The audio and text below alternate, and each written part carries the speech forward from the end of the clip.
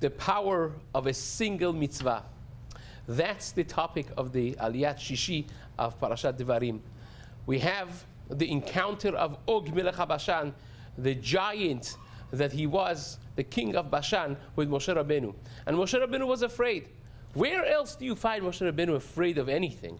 But Moshe Rabbeinu was afraid. And Chazal tell us, Rashi brings this both in Parashat Chukat and in our Parashat Devarim, that Moshe Rabbeinu was afraid of the zchut of Og. Og had a tremendous zchut. Now you may ask, what's the zchut he had?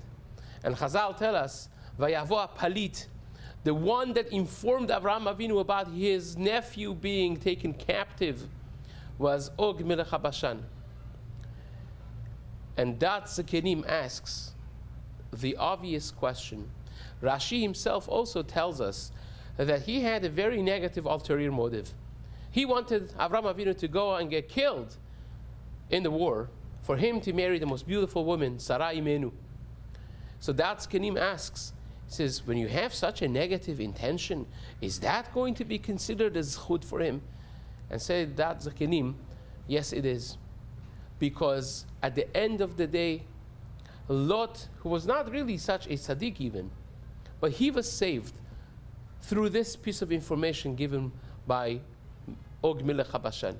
And because a mitzvah was done, even unintentionally, through his hands, he carries with himself for generations and generations the zchut, the merit of that mitzvah. Moshe Rabbeinu, despite the mitzvah of the conquest of Eretz Yisrael, is afraid of the zchut, not the size of Og, but the zchut of the one mitzvah that he had. How important it is, the opportunity of doing mitzvot, to grab on to the zchut of the mitzvot that we can grab onto. What a beautiful way to end our sefer and start the sefer Devarim with the value of the mitzvot. We're going through a period now of appreciating more mitzvot, and ending with Elul and Yamim Noraim Be'ezrat Hashem. Let us all appreciate and grab onto the zchut of the mitzvot that we could do.